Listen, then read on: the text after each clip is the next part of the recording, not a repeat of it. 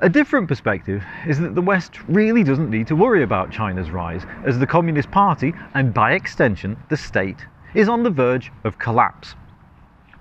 One of the main proponents of this thesis is Chang, with his rather stridently titled The Coming Collapse of China.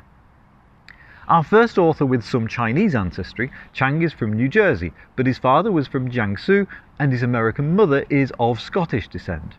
Chang paints a picture in which events like protests by workers at factories mean that the days for the Communist Party in China are numbered. One of my favourite things about this book is a quotation on the back, a review from an editor of Amazon.co.uk. The coming collapse of China does not flinch. It states what almost no one will say out loud. The end of the modern Chinese state is near. The People's Republic of China has 5 years, perhaps 10, before it falls. Well, the book was published in 2001, so 19 years later, we're still waiting.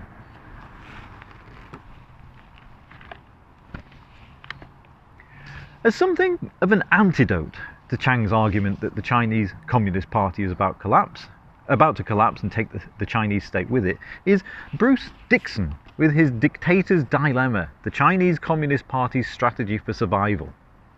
Dixon looks back to the authors who were predicting the collapse of China shortly after Tiananmen and asks why they were wrong. What he finds is that the Communist Party is robust, popular, and fundamentally legitimate. This is an interesting and useful take, and is one that we can use in a comparative setting to look at the factors that are present and the factors that are not present in comparison with the Soviet Union.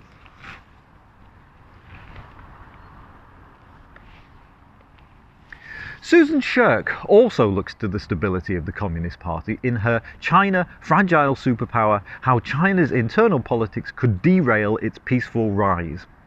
But she isn't looking at it simply in terms of party and state collapse. Instead, she's concerned about how regime instability could lead to a more dangerous Chinese foreign policy.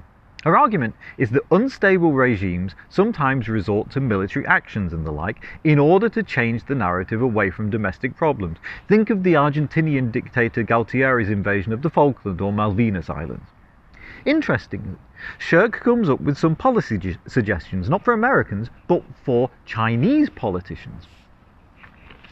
Specifically, she suggests that Chinese politicians should stop official sponsorship of assertive nationalism, cultivate positive nationalism, empower private business, strengthen civilian control of the military, decontrol the media, and open up dialogue with Taiwan. She also comes up with some suggestions for US policymakers, such as asking them not to build up Japan's military. Shirk's is a provocative argument, but it is one that deserves attention.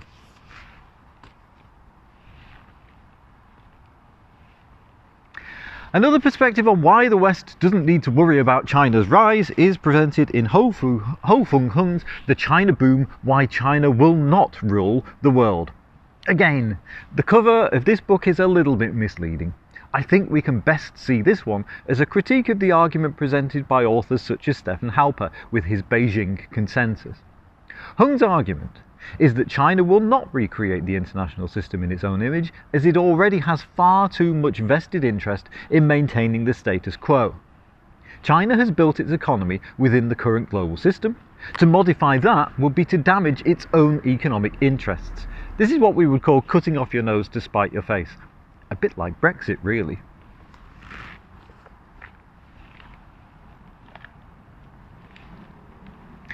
Taking that argument a step further, we see Edward Steinfeld with his book Playing Our Game: Why China's Rise Doesn't Threaten the West. This is similar to Hung's argument, and also makes the case that China really doesn't have the agency to change things in the ways that some Western observers have predicted. Not only would it not be in China's interests to remodel the international system, but China is so integrated with it that it really couldn't if it wanted to.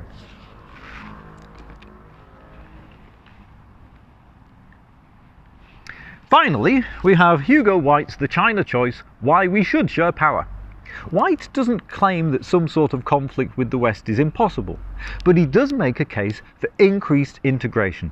The US and China need to share power in Asia.